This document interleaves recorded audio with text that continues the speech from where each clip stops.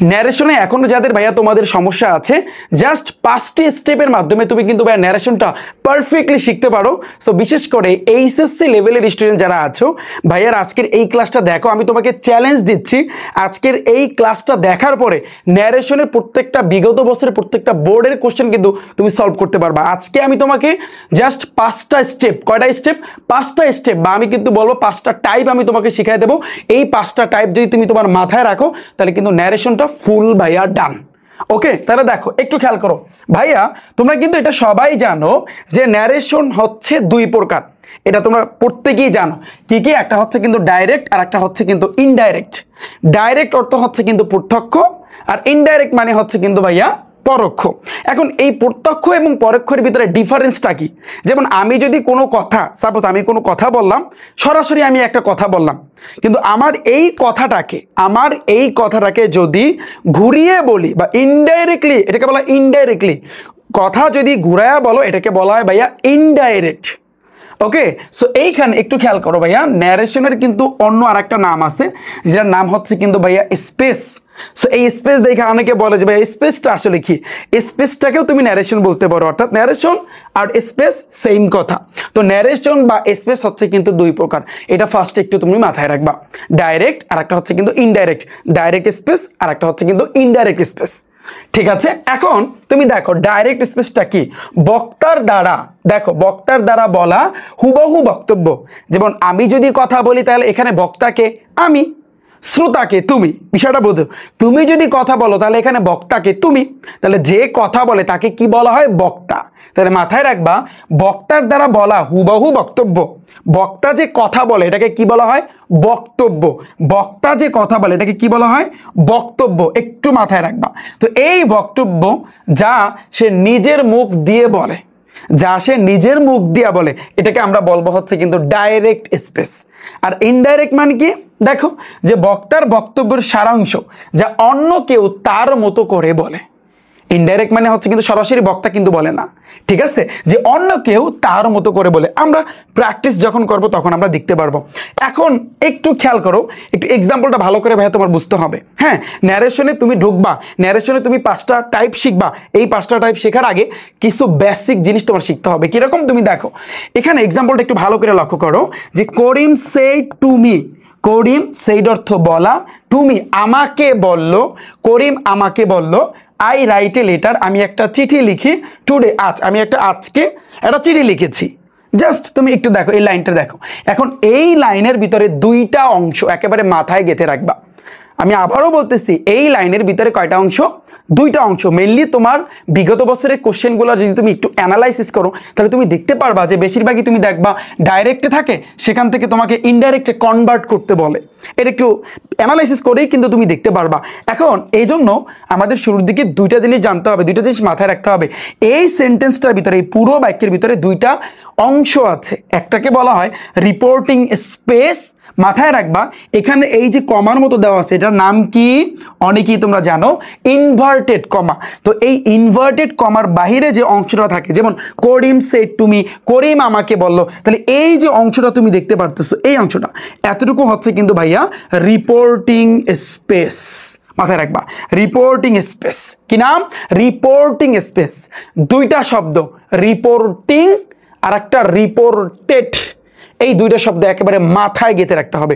তো কমার আগ পর্যন্ত, বা এই যে দেখো ইনভার্টেড কমার এর আগে যে অংশটা আছে এটাকে বলা হয় ভাইয়া রিপোর্টিং স্পেস। একটু মাথায় রাখো, একটু সংক্ষেপে মাথায় রাখো।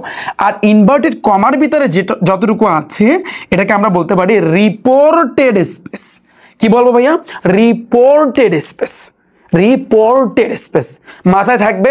আমি আবারও বলি, একটা বাক্যের ভিতরে ইনভার্টেড কমার বাহিরে যতটুকু অংশ থাকে এটাকে আমরা বলবো হচ্ছে রিপোর্টিং স্পেস, আর ইনভার্টেড কমার ভিতরে যতটুকু আছে এটাকে আমরা বলবো রিপোর্টেড স্পেস। ডান? এতটুকু ডান? এটা হচ্ছে বেসিক ভাইয়া, এগুলোকে বলা হয় বেসিক। বেসিকটা একটু স্ট্রংলি শেখো।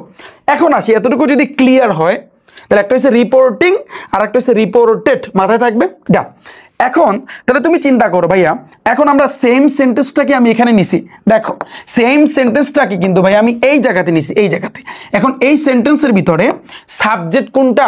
অবজেক্ট কোনটা ভার্ব কোনটা এটা তোমার চিন্তা হবে। তুমি দেখো Karim said to me, Karim said to me, তাহলে এইখানে এই কমা, এই যে ইনভার্টেড কমার আগ পর্যন্ত করিম কিন্তু এখানে একটা সাবজেক্ট, সেইড অর্থ বলা, এটা কিন্তু একটা ভার্ব। এরপরে দেখো মি, মি হয়েছে কিন্তু অবজেক্ট।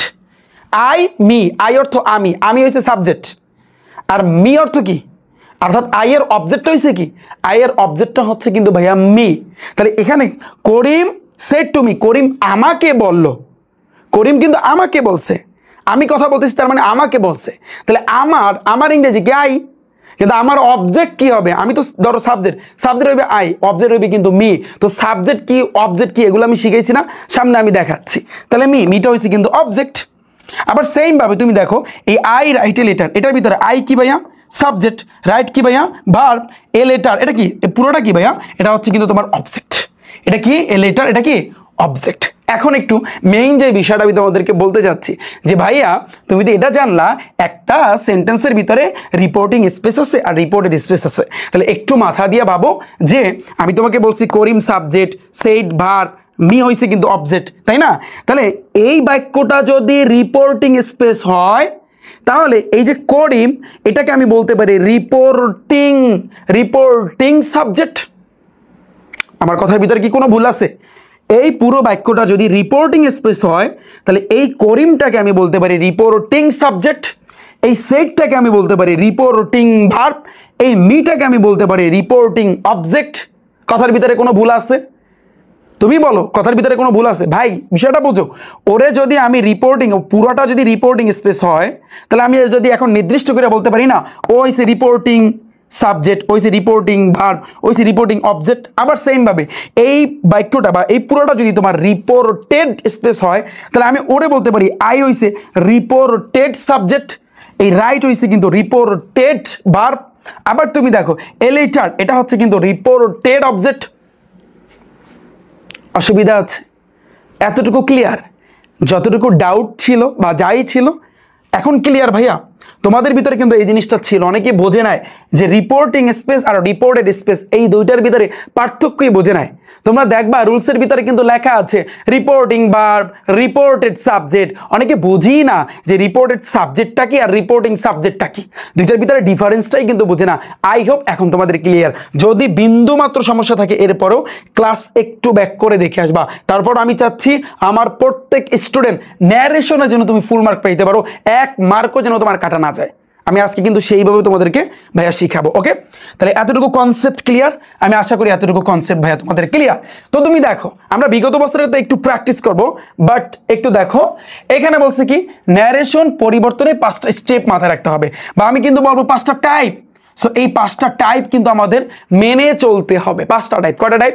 5টা স্টেপ অথবা 5টা টাইপ আমাদের মেনে চলতে হবে। পয়েন্ট নাম্বার 1, 1 নাম্বার টাইপ হচ্ছে কিন্তু রিপোর্টিং ভার্ব।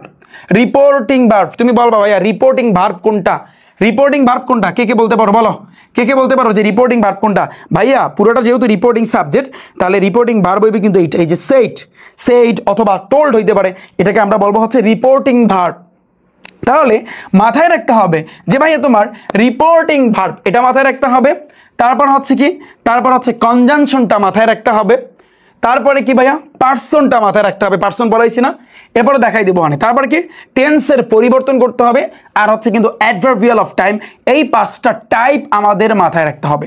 5 টাইপ একেবারে মাথায় গেঁথে রাখো যে ভাইয়া রিফাত ভাইয়া শিখাইছিল 5টা টাইপের মাধ্যমে বা 5টা স্টেপের মাধ্যমে পুরো ন্যারেশন কিন্তু কভার।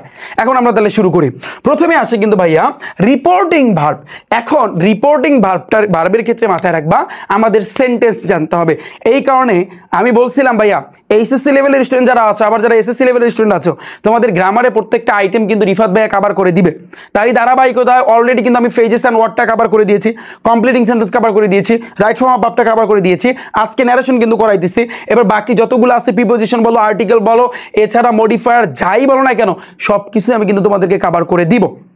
এবং এই জন্য গ্রামারে প্রবেশ করার আগে আমি তোমাদেরকে কিন্তু বেসিক গ্রামারটা শিখাইছি, যেমন সেন্টেন্স 5 প্রকার তুমি সহজে কিভাবে চিনবা, পার্টস অফ স্পিচের প্রত্যেকটা প্রকার, নাউন, প্রোনাউন, অ্যাডজেক্টিভ, এগুলো কিন্তু আমি তোমাদেরকে শিখাইছি। পার্সন শিখাই দিছি, টেন্স শিখাই দিছি। অর্থাৎ গ্রামারে শেখার জন্য তোমার যা যা দরকার এটা রিফাত ভাইয়া কিন্তু ফার্স্টের দিকে তোমাদেরকে শিখাই দিছে। যারা ক্লাস দেখোনি রিফাত একাডেমি ইউটিউব চ্যানেলের উপর একটা ক্লিক করো, বা প্লে লিস্ট আছে, প্লে লিস্টে যাও, নিচের দিকে গেলে কিন্তু তুমি দেখতে পারবা এইচএসসি গ্রামার আছে। ওখানে একটা জাস্ট ক্লিক করো, ক্লিক করলে ভাইয়া তুমি কিন্তু ধারাবাহিকভাবে ক্লাসগুলো সুন্দরভাবে দেখতে পারবা। আমি আশা করি তোমরা সবাই বুঝতে পেরেছো। দেখো রিপোর্টিং ভার্বের খেলাটা হবে 5 প্রকার সেন্টেন্স নিয়ে। রিপোর্টিং ভার্বের এটার খেলাটা হবে 5 প্রকার সেন্টেন্স নিয়ে। তুমি জানো সেন্টেন্স 5 প্রকার, অ্যাসার্টিভ সেন্টেন্স, ইন্টারোগেটিভ সেন্টেন্স, তারপর হচ্ছে imperative sentence, optative sentence, exclamatory sentence. Total হচ্ছে কিন্তু কয় প্রকার? 5 প্রকার। এখন তুমি দেখো রিপোর্টিং ভার্ব 1 নম্বরে হচ্ছে কিন্তু অ্যাসার্টিভ সেন্টেন্স। তাহলে রিপোর্টিং ভার্বটা কি হবে? টোল্ড অথবা সেড প্লাস হচ্ছে অবজেক্ট। ওকে ডান। এখনই মুখস্থ করে ফেলবো, এখনই কিন্তু ভাইয়া তোমার কিন্তু মুখস্থ করতে হবে।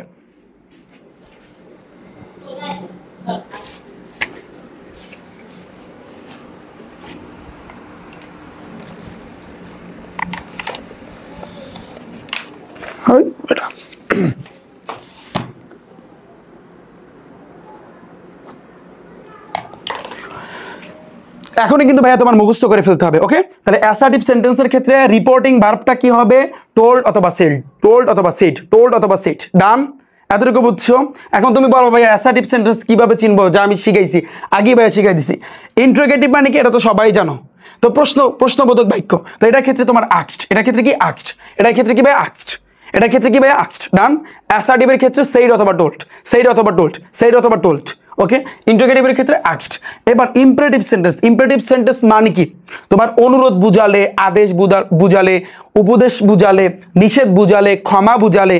এইখানে কিন্তু আমি আলাদা আলাদাভাবে তোমাদের বোঝার সুবিধার্থে কিন্তু আলাদা আলাদাভাবে ভাগ করেছি। দেখো অনুরোধ যদি বুঝায় তখন তোমার ইউজ করতে হবে রিকোয়েস্টেড। মুখস্থ করো, অনুরোধ বুঝালে রিকোয়েস্টেড, অনুরোধ বুঝালে রিকোয়েস্টেড। আদেশ বুঝালে ওয়ার্ডার অথবা কমান্ডেড তুমি দিতে পারো, কমান্ডেডও দিতে পারো অথবা ওয়ার্ডারও দিতে পারো, অর্ডারটা দেওয়াটাই বেটার। উপদেশ বুঝালে অ্যাডভাইসড, উপদেশ বুঝালে কি? অ্যাডভাইসড। নিষেধ বুঝালে ভাইয়া ফরভেট, নিষেধ বুঝালে ফরভেট। ক্ষমা বুঝালে ভেক্ট, ক্ষমা বুঝালে কি ভাইয়া ভেক্ট। ডান। এগুলো কিন্তু তোমার রিপোর্টিং ভার্বে কিন্তু বসবে। এরপরে আমাদের আছে বাকি দুইটা। অপটেটিভ সেন্টেন্স মানে কি ভাই? অপটেটিভ সেন্টেন্স হচ্ছে কিন্তু ইচ্ছা অথবা প্রার্থনা। আমরা জানি ইচ্ছার ক্ষেত্রে যেটা বসে উইশড বসবে ভাইয়া, উইশড। উইশড মানে হচ্ছে কিন্তু এটা ইচ্ছার ক্ষেত্রে কিন্তু এই রিপোর্টিং ভার্বটা বসে। আর প্রার্থনা যদি বুঝায় তখন কিন্তু প্রেড, প্রেড মানে কি ভাইয়া? প্রার্থনা। প্রেড মানে কি ভাইয়া? প্রার্থনা। আচ্ছা, এবার দেখো এক্সক্লামেটরি সেন্টেন্স। এক্সক্লামেটরি সেন্টেন্স কোনগুলা? তোমার আনন্দ বুঝাবে, তোমার এখানে দুঃখ বুঝাবে, তোমার এখানে শুভেচ্ছা বুঝাবে, বিস্ময় বুঝাবে, তাৎক্ষণিক আবেগটা বুঝাবে। তো মাথায় রাখবা এক্সক্লামেটরি সেন্টেন্সের ক্ষেত্রে আনন্দ যদি বুঝায় এক্সক্লেম উইথ জয়, কি হবে? Exclaim with joy. মুখস্থ করো, আনন্দ বুঝালে exclaim with joy, reporting verb হিসাবে বসবে এক্সক্লেম উইথ জয়। তারপর হচ্ছে দুঃখ বুঝাতে exclaim with sorrow, exclaim with sorrow. Joy দ্বারা বুঝায় কিন্তু আনন্দ আর সরো দ্বারা বুঝায় দুঃখ। অথবা এক্সক্লেম উইথ গ্রিফ তুমি দিতে পারো। সো গ্রিফ দেওয়া লাগবে না, তুমি সরো ইউজ করবা। তাহলে দেখো আনন্দ বুঝাতে এক্সক্লেম উইথ জয়, দুঃখ বুঝাতে এক্সক্লেম উইথ সরো। আচ্ছা, এবার দেখো শুভেচ্ছা বুঝাতে আই উইশ, এটা কিন্তু উইশ বসে। শুভেচ্ছা বুঝাতে উইশ বসবে, শুভেচ্ছা উইশ। তারপর দেখো বিস্ময় বুঝাতে এক্সক্লেম উইথ সারপ্রাইজ। অনেক সময় তোমার সারপ্রাইজ দেওয়া লাগতে পারে, তখন কিন্তু তুমি রিপোর্টিং ভার্ব হিসাবে এক্সক্লেম উইথ সারপ্রাইজ। ডান। এবার তাৎক্ষণিক আবেগ বুঝাতে exclaim with wonder, exclaim with wonder, তাৎক্ষণিক আবেগ বুঝাতে। আমি আশা করি তোমরা সবাই এই 5 প্রকার সেন্টেন্সের ক্ষেত্রে রিপোর্টিং ভার্বটা কি বসবে এই টাইপটা এখন ক্লিয়ার। ডান। 5 প্রকার সেন্টেন্সে কি বসবে আমি আশা করি ক্লিয়ার। একটু মুখস্থ বলতে পারবো আমার সাথে? লাগলে ক্লাসটা 2টা মিনিট অফ করো, ক্লাসটা উপরে একটা ক্লিক করো, 2 মিনিট একটু পড়ো, কষ্ট করে ভাইয়া পড়ো এবং আমার সাথে একটু বলো যে ফার্স্টে আমাদের প্রথম টাইপটা হচ্ছে রিপোর্টিং ভার্বের পরিবর্তন বা রিপোর্টিং ভার্বটা কি বসবে সেটা। তো প্রথমে অ্যাসার্টিভ যদি সেন্টেন্স থাকে, অ্যাসার্টিভ সেন্টেন্স থাকলে আমাদের কি বসাইতে হবে? সেইড অথবা টোল্ড। আচ্ছা, এবার যদি ইন্টারোগেটিভ থাকে আস্কড। এরপর যদি তোমার হচ্ছে কি বলে, এটাকে বলা হয় ইম্পারেটিভ সেন্টেন্স। সো ইম্পারেটিভ সেন্টেন্সের ক্ষেত্রে অনেকগুলা ক্যাটাগরি আছে। আদেশ বুঝালে, অনুরোধ বুঝালে, তাই না? তো এগুলোর ক্ষেত্রে এক একটা আলাদা। অনুরোধ বুঝালে তোমার রিকোয়েস্টেড বুঝাবে, তারপর আদেশ বুঝাইলে অর্ডার, তারপর উপদেশ বুঝাইলে অ্যাডভাইস। সো আমি আশা করি তোমরা বুঝছো। এরপরে কি ভাইয়া? অপটেটিভ সেন্টেন্সের ক্ষেত্রে ইচ্ছা বুঝাইলে ওয়েস্ট, প্রার্থনা বুঝাইলে প্রেড। এরপরে কি ভাইয়া? এক্সক্লামেটরি সেন্টেন্সের ক্ষেত্রে আনন্দ বুঝাইলে, বিশেষ করে আনন্দ আর দুঃখ এই দুইটা সবচেয়ে বেশি আসে, যে এক্সক্লেম উইথ জয় আর হচ্ছে এক্সক্লেম উইথ সরো। আমাদের টাইপ 1 কাভার। 1 নাম্বার টাইপ গেল reporting verb. 2nd number type হচ্ছে কিন্তু ভাইয়া কনজাংশন। এখন সেম ভাবে তোমার চিন্তা করতে হবে ভাইয়া কনজাংশন কি বসবে। ওকে, তাহলে একটু আমরা খেয়াল করি। এখন আসছে ভাইয়া কনজাংশন। ওই খেলা কিন্তু 5 প্রকার সেন্টেন্স নিয়েই, খেলা কিন্তু 5 প্রকার সেন্টেন্স নিয়েই, আমি আবার বলি খেলা কিন্তু 5 প্রকার সেন্টেন্স নিয়েই কিন্তু হবে। তো কনজাংশন দেখো, অ্যাসার্টিভ সেন্টেন্সে কনজাংশন বসবে দ্যাট, খেয়াল করো, এবং অপটেটিভে বসবে দ্যাট, এক্সক্লামেটরে বসবে দ্যাট। এই তিনটা জিনিস মাথায় রাখবা। এই তিনজনের সাথে কিন্তু মিল আছে, আমি আবার বলি তিনজনের সাথে কিন্তু মিল আছে। আবার ইম্পারেটিভের সাথেও মিল আছে, ইম্পারেটিভ সেন্টেন্সেও তোমার কিন্তু দ্যাট বসে। ক্লিয়ার, আমার কথা বুঝতে পেরেছো? আমি আবারও বলতেছি ভাইয়া, কনজাংশন হিসাবে তোমার কি বসাইতে হবে, সেকেন্ড টাইপে তোমার তাকাইতে হবে কনজাংশন। প্রথমে তো তুমি রিপোর্টিং ভার্বটা বসাইছো, ডান। এখন তোমার বসাইতে হবে ভাইয়া কনজাংশন। তো কনজাংশনের ক্ষেত্রে অ্যাসার্টিভ যদি সেন্টেন্স থাকে বাক্যে, তাহলে সেক্ষেত্রে তুমি দ্যাট বসাবা। যদি ভাইয়া তোমার অপটেটিভ সেন্টেন্স থাকে, তাহলে সেক্ষেত্রে তুমি দ্যাট। এরপর যদি এক্সক্লামেটরি সেন্টেন্স থাকে, সেক্ষেত্রেও ভাইয়া তোমার দ্যাট। আবার অপটেটিভ থাকলেও দ্যাট, তবে অনেক সময় তোমার টু বসে, তো লেট বার্ড দিলে তোমার দ্যাট বসবে। আচ্ছা, এটা আমরা প্র্যাকটিক্যালি দেখবো। এরপরে ইন্টারোগেটিভের ক্ষেত্রে ভাইয়া দ্যাট না হয় তোমার ইফ বসবে, না হয় তোমার ডাব্লিউএস বসবে। হয় তোমার ইফ বসবে, না হয় ডাব্লিউএস বসবে। অর্থাৎ যদি ডাব্লিউএস থাকে তাহলে ডাব্লিউএস, না হলে তোমার কিন্তু ইফ বসবে প্লাস সাবজেক্ট। আমি আশা করি তোমাদের এই কনজাংশন এই টাইপটা ডান। দুটো টাইপ পড়াইছি, রিপোর্টিং ভার্ব এবং আরেকটা হচ্ছে কিন্তু কনজাংশন। ক্লিয়ার? এবার থার্ড নাম্বার টাইপ হচ্ছে কিন্তু ভাইয়া পার্সন। আমরা একটু দেখি, পাশে কিন্তু আমি লেখা রাখছি সাবজেক্ট এবং অবজেক্ট। একটু কষ্ট করে দেখো, সাবজেক্ট হচ্ছে আই, অবজেক্ট হচ্ছে কিন্তু মি। আবার you, we us, she her, he him, they them, it. একটু কষ্ট করে ক্লাসটার উপরে ক্লিক করে 2 মিনিট একটু পড়ো, কারণ এই সাবজেক্ট এবং অবজেক্টটা তোমার ভালো করে শিখতে হবে, নাহলে কিন্তু তুমি প্যারা খাবা, নাহলে কিন্তু তোমার ভুল হওয়ার সম্ভাবনা থাকবে। যখন তুমি ডাইরেক্ট স্পেস থেকে ইনডাইরেক্টে তুমি কনভার্ট করবা, যখন তুমি ন্যারেশন সলভ করবা, তখন কিন্তু প্যারা খাবা। এই জন্য সাবজেক্ট এবং অবজেক্ট মোটামুটিভাবে এখানে যে কয়টা আছে এগুলো একটু পড়ো, একটু 2 মিনিট একটু ক্লাসটার উপরে একটা ক্লিক করে একটু পড়ো, ভালো হবে, তোমার জন্য হেল্পফুল হবে ভাইয়া। আচ্ছা, ডান। এবার আসছে কিন্তু 3 নাম্বার টাইপে পার্সন। আমরা জানি পার্সন সম্পর্কে আমি পড়াইছি সুন্দরভাবে। পার্সনের উপর আলাদা আমার ক্লাস আছে, এই ইউটিউব চ্যানেল ইফাত একাডেমিতে ক্লিক করো, প্লে লিস্টে যাও, ওখানে দেখবা এইচএসসি গ্রামার আছে, ওখানে ক্লিক করলে তুমি পার্সনের উপর আলাদাভাবে ক্লাস দেখতে পারবা যদি সমস্যা থাকে। ফার্স্ট পার্সনের ক্ষেত্রে কি হবে ভাইয়া? ন্যারেশনের ক্ষেত্রে মাথায় রাখবা, ফার্স্ট পার্সন কিন্তু ফলো দ্য সাবজেক্ট, অর্থাৎ সাবজেক্টটাকে ফলো করবে। ফার্স্ট পার্সন কি করবে? যদি সেন্টেন্সের ভিতরে ফার্স্ট পার্সন থাকে, তাহলে সেটা সাবজেক্টকে ফলো করবে, যে সাবজেক্ট কে আছে। আচ্ছা, যদি সেকেন্ড পার্সন থাকে, তাহলে ফলো দ্য অবজেক্টকে ফলো করবে। অবজেক্ট কোনগুলো দেখো, ভালো করে মুখস্থ করো। আই থাকলে মি কিন্তু অবজেক্ট, ইউ, আবার we us, she her, she মানে স্ত্রী বুঝায়, এই জন্য কিন্তু হার হয়েছে, আর হি মানে পুরুষ বুঝায়, এই জন্য কিন্তু হিম হয়েছে। দে দেম, ইট, এগুলো কিন্তু অবজেক্ট। এই অবজেক্টগুলো মাথায় রাখবা। তাহলে সেকেন্ড পার্সন থাকলে অবজেক্টকে ফলো করবে, মানে হচ্ছে follow the object. Third person থাকলে কোনো পরিবর্তন হবে না, অর্থাৎ থার্ড পার্সন কোনগুলা? হি, শি, ইট, কারো নাম, তো হি থাকলে হি বসবে। তো বিষয়টা হচ্ছে কিন্তু এরকম। আবার তোমার কারো নাম থাকলে এক্ষেত্রে কোনো পরিবর্তন হবে না, এটা টানা মুখস্থ করো, যে ফার্স্ট পার্সন থাকলে follow the subject, second person থাকলে follow the object, third person থাকলে কোনো পরিবর্তন হবে না, থার্ড পার্সন থাকলে কোনো ভাইয়া পরিবর্তন হবে না। এতটুকু ভাইয়া কনসেপ্ট ক্লিয়ার? আমি আশা করি আমাদের 3টা টাইপ ডান, 3টা টাইপ আমাদের কিন্তু ভাইয়া ডান। এরপর আসছে কিন্তু ভাইয়া টেন্সের পরিবর্তন। দেখো, এরপরে কিন্তু আমরা শিখবো হচ্ছে কি ভাইয়া, তুমি দেখো এখন আমরা কিন্তু যেটা শিখবো টেন্সের পরিবর্তন। তাহলে টেন্সের পরিবর্তনটা কিরকম? আপাতত একটু পড়ো, তুমি বলো ভাইয়া প্র্যাকটিস করান, সাথে প্র্যাকটিস করান না। এখন যদি আমি প্র্যাকটিস করাই তোমাদের একটু ঝামেলা হবে, এই জন্য আমি ফিনিশিংয়ে প্র্যাকটিসটা করাতে চাচ্ছি। আপাতত তোমরা একটু দেখো যে কোন সিস্টেমে পড়াই। টাইপ নাম্বার 4, টেন্সের পরিবর্তন। ভাইয়া প্রেজেন্ট থাকলে পাস্ট হইবে, কোনো কথা নেই। প্রেজেন্ট টেন্সে থাকলে সেটা পাস্ট হইবে, প্রেজেন্টে থাকলে পাস্ট হইবে। তুমি বলো ভাইয়া প্রেজেন্ট কিভাবে চিনবো, পাস্ট কিভাবে চিনবো? ভার্বের 1 নং থাকলে প্রেজেন্ট, ভার্বের 2 নং থাকলে পাস্ট। টেন্সের উপর আলাদা ক্লাস আছে, না দেখে থাকলে বা সমস্যা থাকলে টেন্সে দেখে নিও। এবার দেখো ভাইয়া পাস্ট যদি থাকে, যে একটু যদি খেয়াল করতে হবে ভাইয়া, পাস্টের ক্ষেত্রে একটু ঝামেলা আছে। কিরকম? যে ভাইয়া পাস্ট ইনডিফিনিট যদি থাকে, তাহলে সেটা কিন্তু পাস্ট পারফেক্ট হবে। দেখো, যে পাস্টের ক্ষেত্রে যেভাবে ছিল বা যেভাবে থাকতে হবে একটু মাথায় রাখবা। যদি তোমার পাস্টের ক্ষেত্রে যদি দেখো যে পাস্ট ইনডিফিনিট আছে, তাহলে সেক্ষেত্রে তোমার পাস্ট পারফেক্ট বসাইতে হবে। যদি দেখো পাস্ট কন্টিনিউয়াস আছে, তাহলে তোমার পাস্ট পারফেক্ট কন্টিনিউয়াস হবে। এইটাই, আর কিচ্ছু না। আমার কথা ক্লিয়ার? তাহলে দেখো প্রেজেন্ট থাকলে পাস্ট হইবে, আর পাস্টের ক্ষেত্রে পাস্ট ইনডিফিনিট হইলে পাস্ট পারফেক্ট হবে, পাস্ট কন্টিনিউয়াস হইলে পাস্ট পারফেক্ট কন্টিনিউয়াস হবে। ডান। এবার দেখো ভাইয়া ফিউচার ইনডিফিনিটের ক্ষেত্রে তুমি দেখবা যদি ফিউচার ইনডিফিনিট থাকে তাহলে সেক্ষেত্রে শ্যালটা কিন্তু শুড হয়ে যাবে, উইলটা কিন্তু উড হয়ে যাবে। একেবারে মুখস্থ করে নাও, শ্যাল থাকলে শুড, উইল থাকলে উড, শ্যাল থাকলে শুড, উইল থাকলে উড, শ্যাল থাকলে শুড, তারপর উইল থাকলে উড। মডাল ভার্ব থাকতে পারে, তুমি দেখবা মডাল ভার্ব থাকতে পারে ক্যান, মে, মাস্ট। ক্যান থাকলে কুড, মে থাকলে মাইট, তারপর মাস্ট, এই যে দেখো মে মাইট, আবার কিন্তু এখানে তোমার হ্যাড টু বসবে। আমি আশা করি তোমরা সবাই এতটুকু বুঝতে পেরেছো। আমরা যখন প্র্যাকটিস করবো বিগত বছরে তখন তোমরা কিন্তু ক্লিয়ারলি বুঝতে পারবা। ভাইয়া আমি আবারও বলি, একটু পড়ো আমার সাথে, টেন্সের পরিবর্তনটা কিভাবে হবে। প্রেজেন্ট থাকলে পাস্ট, প্রেজেন্ট থাকলে পাস্ট, প্রেজেন্ট থাকলে পাস্ট, অর্থাৎ প্রেজেন্ট ইনডিফিনিটে থাকলে পাস্ট ইনডিফিনিট হবে। পাস্টের ক্ষেত্রে পাস্ট ইনডিফিনিট থাকলে পাস্ট পারফেক্ট, পাস্ট কন্টিনিউয়াস থাকলে পাস্ট পারফেক্ট কন্টিনিউয়াস, ডান। এবার যদি তোমার ফিউচার ইনডিফিনিট থাকে শ্যাল থাকলে শুড, উইল থাকলে উড, আর মডাল ভার্ব থাকলে ক্যান থাকলে কুড, মে থাকলে মাইট, এবং আরেকটা হচ্ছে হ্যাড টু বসাতে হবে। কয়টা টাইপ ভাইয়া আমাদের ডান? 4টা টাইপ। কয়টা টাইপ ভাইয়া? 4টা টাইপ। কয়টা? 4টা টাইপ। মনে আছে? একটু আবার পড়ো, আবার পড়ো, লাগলে একটু ক্লাসটা অফ করে তারপর এই 4টা টাইপ আবার পড়ো, আবার পড়ো। এবার আমরা অ্যাডভার্বিয়াল টাইম, অ্যাডভার্বিয়াল অফ টাইমটা কিন্তু আমরা শিখবো। ওকে ভাইয়া, এইভাবে কিন্তু সুন্দরভাবে এই যে গুছানো, এটা কিন্তু সম্পূর্ণ গুছানো। তুমি দেখবো বিভিন্ন গ্রামার বইয়ে কিন্তু মানে হচ্ছে অনেক কিছু লেখা, ইউজ ইনফরমেশন দেওয়া আছে।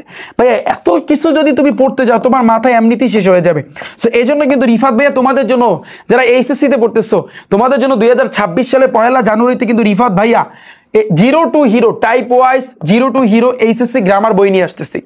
যেই বইয়ের ভিতরে স্পেশাল কি থাকবে ভাইয়া, এই যে তুমি দেখতে পারতেছো মডার্ন ফ্রেজেস, তোমার তারপর হচ্ছে আর্টিকেল বলো, প্রিপোজিশন বলো, রাইট ফর্ম অফ ভার্ব বলো, কমপ্লিটিং সেন্টেন্স বলো, মডিফায়ার বলো, অল ওভার আমি যদি বলি গ্রামারে প্রত্যেকটা আইটেম থাকবে সুন্দরভাবে গুছানো। এরই সাথে সাথে বিগত বছরে ভাইয়া কোশ্চেনগুলো থাকবে। ধরো সাপোজ 2026 সালের প্রশ্নগুলা, 25 সালেরটা, 24 সালেরটা, আবার পরবর্তী যেই সময় তোমরা আমরা এই ক্লাসটা দেখো না কেন এই বইটার ভিতরে কিন্তু ভাইয়া থাকবে।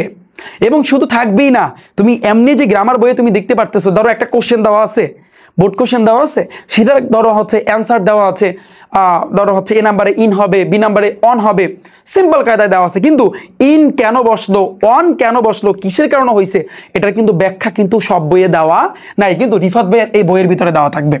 ধরো সাপোজ এই যে আজকে ন্যারেশন তোমাদেরকে পড়াচ্ছি, এই ন্যারেশনে বিগত বছরে প্রায় 30 থেকে 40টা বোর্ড কোশ্চেন থাকবে, এবং ওগুলা কিন্তু তোমার সলিউশন থাকবে এবং ব্যাখ্যা সহকারে যে কেন হয়েছে, কিসের জন্য হয়েছে। তুমি রাইট ফর্ম অফ ভার্বের কথা চিন্তা করো, রাইট ফর্ম অফ ভার্বে বিগত বছরে প্রায় 30 থেকে 40টা বোর্ড কোশ্চেন কিন্তু ভাইয়া আমার এই বইয়ের ভিতরে থাকবে, এবং প্রত্যেকটা সলিউশন যে এই নাম্বারে এটা কেন হয়েছে এটা ব্যাখ্যা থাকবে, বি নাম্বারে উত্তর কেন হয়েছে এটা ব্যাখ্যা থাকবে, সি নাম্বারে উত্তর কেন হয়েছে ব্যাখ্যা থাকবে। এরই সাথে সাথে শুধু এটাই না, এরই সাথে সাথে কিন্তু ভাইয়া কিউআর কোড থাকবে আমার এই বইয়ের ভিতরে। জাস্ট তুমি এই বইটা নিলে কিউআর কোড দিয়ে জাস্ট তোমার ফোনে স্ক্যানার আছে না, স্ক্যান করবা, আমার ক্লাসগুলো অর্থাৎ এই যে 20 থেকে 30টা বোর্ড কোশ্চেন এগুলোর ক্লাস কিন্তু ভাই তুমি দেখতে পারবা। অর্থাৎ গ্রামারে 0 থেকে পুরো আমি তোমাকে বানাই স্যার, এটা আমি চ্যালেঞ্জ দিচ্ছি, এটা আমি তোমাকে চ্যালেঞ্জ দিলাম। বইটা আসবে কিন্তু 1 জানুয়ারি 2026 সালের 1 জানুয়ারিতে 1 তারিখে। ওকে, তোমরা যদি পরবর্তী সময় দেখে থাকো তুমি বলবো ভাইয়া বইটা কিভাবে অর্ডার করবো, কোথায় পাবো।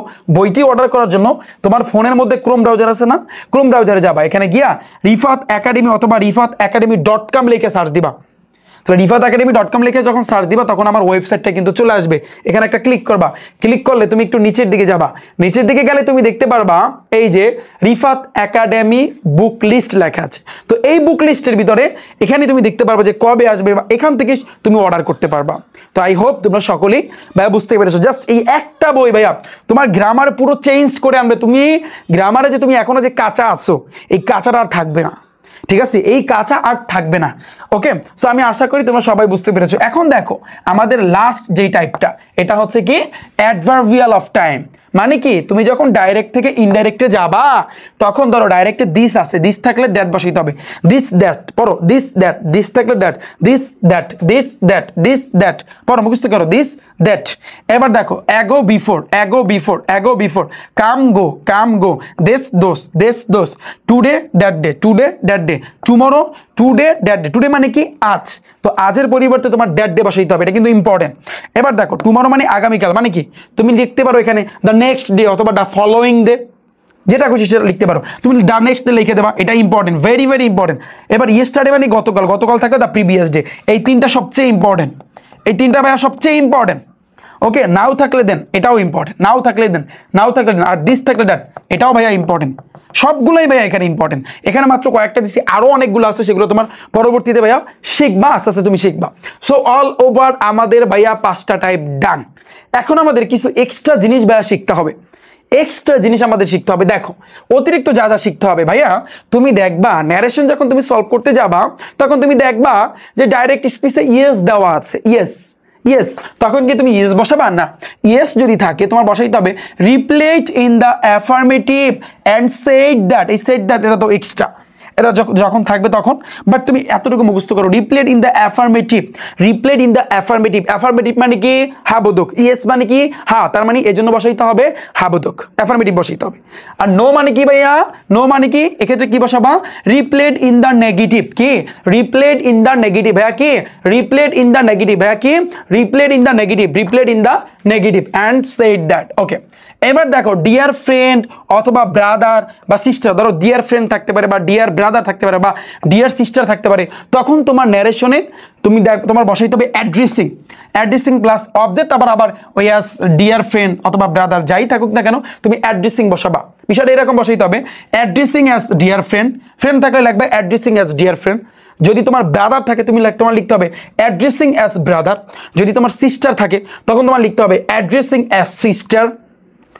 ডান, একটু মুখস্থ করতে হবে, এটা সবচেয়ে ইম্পর্টেন্ট, এটা সবচেয়ে ইম্পর্টেন্ট ভাই, এটা তোমার মুখস্থ করতে হবে এক্সট্রা জিনিসটা। তারপর তুমি দেখবা ন্যারেশনের ভিতরে স্যার অথবা ম্যাডাম থাকে, এটা কমন, স্যার থাকতে পারে অথবা ম্যাডাম থাকতে পারে। তখন তুমি স্যারের পরিবর্তে তুমি কি লিখবা? তুমি রেসপেক্টফুলি অ্যাড করবা,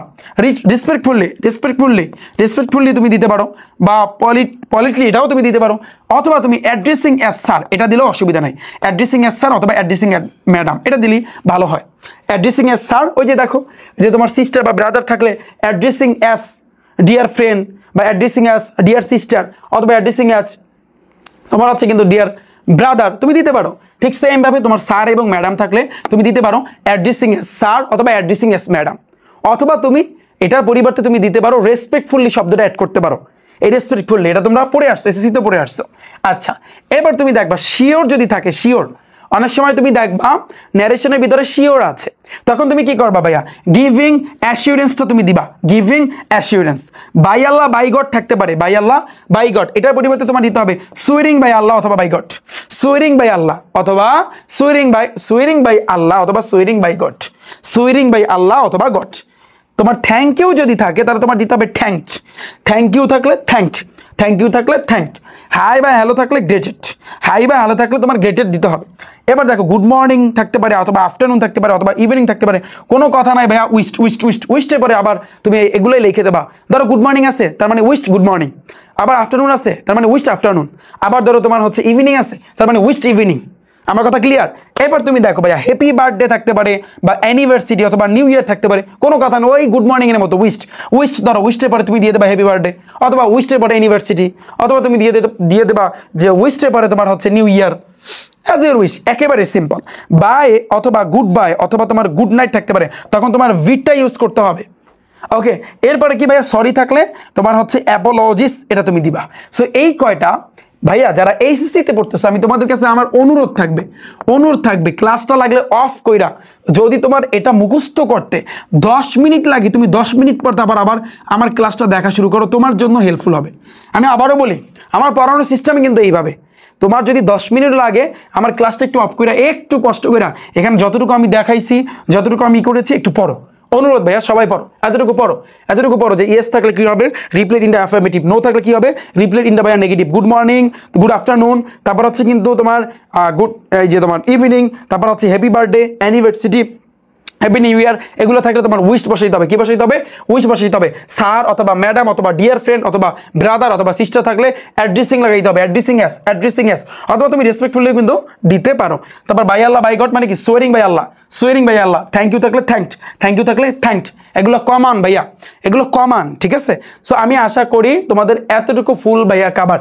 আমাদের আর একটা গুরুত্বপূর্ণ ইনফরমেশন জানতে হবে, যে সেটা হচ্ছে একটু খেয়াল করে আমরা দেখো যে একাই যদি অনেকগুলা বাক্য বলে, সাপোজ কেউ একজন অনেকগুলো বাক্য বলতেছে নিজে একাই, তো একাই যদি বলে তাহলে প্রথম বাক্য বলার পর অর্থাৎ প্রথম বাক্যটা বলার পর দ্বিতীয় বাক্য বলার আগে তোমার কি বসাইতে হবে? অ্যাডেড দ্যাট লাগাইতে হবে। ধরো আমি একটা কথা বললাম সাপোজ, এবার আমি আবার কথা বলবো, তার ভিতরে কিন্তু আমার কি করতে হবে, অ্যাডেড দ্যাট কিন্তু লাগাইতে হবে। ওকে, এবার যদি দ্বিতীয় বাক্য বলার পর তৃতীয় বাক্য যদি বলতে যায়, তখন তৃতীয় বাক্য বলার আগে কিন্তু তোমার অলসো অ্যাডেড দ্যাট দিতে হবে। ওকে, এরপর ধরো তৃতীয় বাক্য বলার পর যখন চতুর্থ বাক্যটা বলবে তার আগে কিন্তু তোমার ফার্দার অ্যাডেড দ্যাট দিতে হবে। এটা একটু মাথায় রাখবা, এটা অনেক সময় লাগে ভাইয়া। আমার কথা ক্লিয়ার? আমার কথা ভাইয়া বুঝতে পেরেছো? এখন তোমাদের কাছে আমার অনুরোধ থাকবে, একটু যেই কাজটা এখন করবা সবাই 10 মিনিট, আমি আবার বলতেছি, আবার তোমাদেরকে আমি 10 মিনিট সময় দিচ্ছি।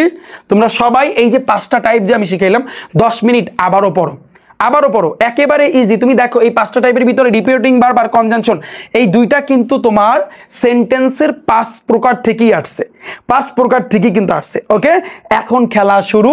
ন্যারেশনের ভিতরে এখন আমরা বিগত বছরটা প্র্যাকটিস করব। প্র্যাকটিস করার সময় আমরা কিন্তু 5 স্টেপ অনুযায়ী কিন্তু করব। দেখো তো তুমি একটু ভাইয়া খেয়াল করো, খেয়াল করলে তুমি বুঝতে পারবা। দেখো এটা কিন্তু ঢাকা বোর্ডে কিন্তু আসছে, তো ঢাকা বোর্ডের এই ন্যারেশনটা আমরা কমপ্লিট করার জন্য আমাদের কি করতে হবে, 5টা টাইপ আমার মাথায় রাখতে হবে। 5টা টাইপ শিখেছি না? 5টা টাইপ মনে আছে? সিরিয়ালি কি মনে আছে? আমি আশা করি প্রত্যেকের মনে আছে। জাস্ট 5টা টাইপ এনাফ। ন্যারেশনের 14 গোষ্ঠী তোমার খাবার, তুমি দেখবা? দেখতে চাও? আচ্ছা, তাহলে একটু আমরা সলভ করি। ফার্স্টে এখানে যেটা কিন্তু বলছে, দেখো, where will you get admission after your HSC examination. Okay, এখানে আমরা দেখতে পাচ্ছি, তুমি বলো ভাই আমি অর্থ পারি না। আচ্ছা দেখি অর্থ স্যার আমরা পারি কিনা, দেখা যাক। হ্যাঁ, ধরো এখানে প্রশ্ন করছে, ফাইন। এবার বলছে কি, do you have any choice. আচ্ছা, এটাও প্রশ্ন করছে। এরপর তুমি দেখতে পারতেছো এই যে পুরো এই দুইটা যে মানে হচ্ছে সেন্টেন্সটা কিন্তু তোমার এই যে ইনভার্টেড কমা দিয়ে আটকানো আছে। তার মানে শিওর যে এই যে কোনো কথা যদি ইনভার্টেড কমা দিয়ে আটকানো থাকে, তাহলে অলওয়েজ মাথায় রাখবা এটা কেউ না কেউ একজন বলছে। হ্যাঁ, তাহলে দেখো কে বলছে, সেড বললো দ্য টিচার টু সুস্মিতা, অর্থাৎ টিচার সুস্মিতাকে বলল। তার মানে এখন ফার্স্টে আমরা যে 5টা টাইপ আমরা যে শিখছি, প্রথম টাইপটা ছিল কি আমাদের রিপোর্টিং ভার্বের পরিবর্তন। মনে পড়ে? এখন তোমার দেখতে হবে যে ফার্স্টে তোমার তাকাইতে হবে যে আমরা যেহেতু 5টা টাইপ শিখছি, প্রথম টাইপে কিন্তু আমাদের ছিল রিপোর্টিং ভার্ব। তো রিপোর্টিং ভার্বের ভিতরে কিন্তু 5 প্রকার সেন্টেন্স আমরা পড়ছি। তুমি দেখো এই 5 প্রকার সেন্টেন্সের ভিতরে এই প্রথম লাইনটা কোন সেন্টেন্সে পড়ছে তুমি নিজের চোখে দেখতে পারতেছো, এটা ইন্ট্রোগেটিভে পড়ছে। আর ইন্ট্রোগেটিভের ক্ষেত্রে রিপোর্টিং ভার্ব কি হয়? ইন্ট্রোগেটিভের ক্ষেত্রে রিপোর্টিং ভার্ব কি হয়? আক্সড হয়। কি হয়? আক্সড হয়। কি হয়? আক্সড হয়। তাহলে আমি কিন্তু এটার অ্যান্সারে দেখো একটু খেয়াল করো, সবাই আমার সাথে প্র্যাকটিস করো। আমি কিন্তু লিখতে পারি এই জিনিসটা যে দ্য টিচার, এখান থেকে শুরু করতে হবে, দ্য টিচার। এই যে দেখো দ্য টিচার, যেহেতু কথাটা টিচার বলছে, আমরা অর্থ পারি না, তারপরে তো আমরা এই জিনিসটা বুঝতে পারছি, তাই না? তাহলে দেখো the teacher, TEACHER, the teacher কি করছে? আক্সড হবে ভাইয়া, আক্সড। কেন? কারণ আমাদের 5টা টাইপের ভিতরে প্রথম টাইপটা ছিল রিপোর্টিং ভার্ব।